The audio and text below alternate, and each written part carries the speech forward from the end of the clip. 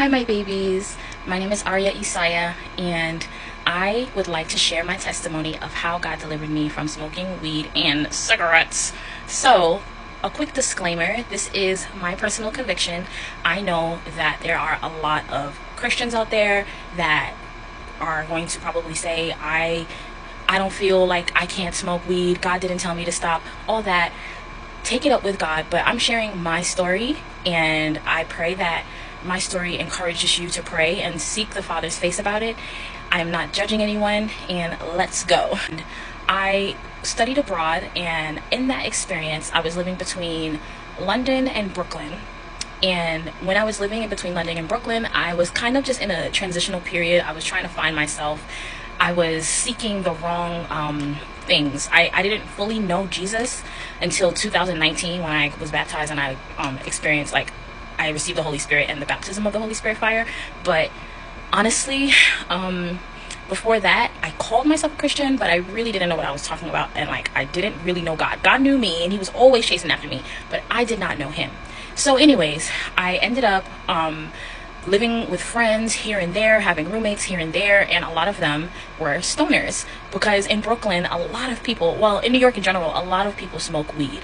I personally think people smoke weed here because life in New York is not the easiest if you're not super rich. But even if you are super rich, I feel like a lot of people go through spiritual warfare here, and I feel like smoking weed to some people feels like an escape, like a getaway. But in reality, they're not escaping anything. They're just numbing themselves and blinding themselves, as well as opening spiritual doors to demonic spirits to come in and torment them.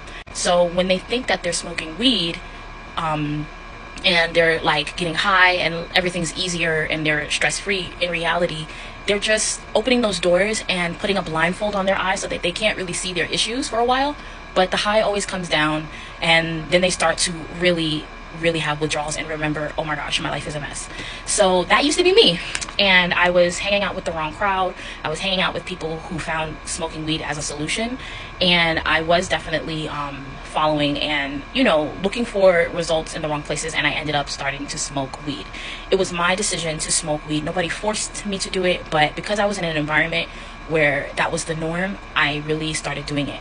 As well as when I was smoking weed, I was also into New Age witchcraft, so I was using crystals, I was doing daily affirmations, not Christian affirmations, not speaking life. I was literally listening to guided meditations, and I would get high, I would meditate, I would try to levitate, I was into astrology, I was into natal charts, I was doing all kinds of wicked things that God did not call me to do. I was seeking out mediums, I was basically doing witchcraft. I was not casting spells, but I had friends who were, and I never really wanted to get into that. It's not like I left the room when they were doing it, like I was watching. So yeah, smoking weed, it made me think I was escaping my problems. Smoking weed allowed me to just kind of just ignore what's happening around me and just focus on feeling good. But in reality, I didn't feel good. I felt broken, and I felt a hole inside of me that could never be filled. But when I smoked weed, it was like the hole would get filled temporarily. There were times when I would smoke weed and I wasn't happy. I would smoke weed and I would literally cry. And I would cry and I would cry. But I don't know, I thought I was solving my own problems by just smoking and crying in my room. Smoking weed gave me nightmares.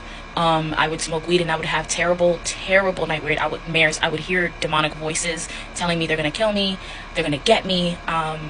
I would see things in the spirit. I was just opening so many wicked doors for demons to come and torment me and attack me because I was idolizing a piece of leaf, a root, a herb. I was idolizing these things instead of just going to Jesus, instead of just coming to the Father and laying my burdens at his feet. Had I known how easy it would be to just lay my burdens at God's feet and surrender, I wouldn't have smoked weed. When I was in London, I was smoking weed, buy weed from a dealer. There was one time when I went to a dealer and it was in the trap. Like, it was literally a trap house. I've never, like, I don't know who I thought I was. Like, honestly, I don't know who I thought I was, but I put myself in so much danger just to get some weed. And I wasn't like a fiend or anything. I just wanted to be cool. I wanted to fit in. I wanted to solve my own problems. I wanted to listen to Frank Ocean and smoke some weed on the rooftop and just vibe out and not worry about my problems, not worry about what the future holds. I was a mess, y'all. Smoking weed put me in a situation where I was taken advantage of multiple times. There were various times where my blunts were laced by men that were supposed to be taking me on a date. Instead, they took advantage of me. I just wish I never got involved with weed, because there's still things that I can't remember that happened to me because I was under the influence and I was high. Smoking weed got me in trouble so many times in school. I was not reliable or accountable the way I needed to be because I was high most of the time. I was a very messed up person with a huge attitude, very arrogant, and God is still delivering me from these things. I would come to class high out of my mind, and I would disturb the class. I would joke around and play in class because I was high, and I just thought, like, everybody gets high, like it's not a big deal. But no, it was not the right thing to do.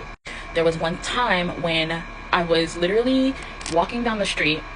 I had just smoked so much, and then I went to Tesco, and then I left, and I was gonna get on the train and go somewhere. And I remember I crossed the street. I didn't look left, I didn't look right. I was high out of my mind. My mind was somewhere else, and I just remember the enemy just, like, he had my mind, like, I couldn't think straight. And I just remember I was, like, so high, and I was just focused on going straight that I couldn't even, like, turn my head to make sure that I didn't, like, get hit by a car.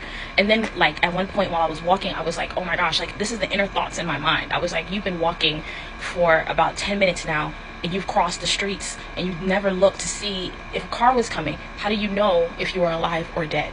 This is a conversation that I was having in my mind. And in that moment, I was like, wow, I don't know if I'm alive or dead. I'm just high.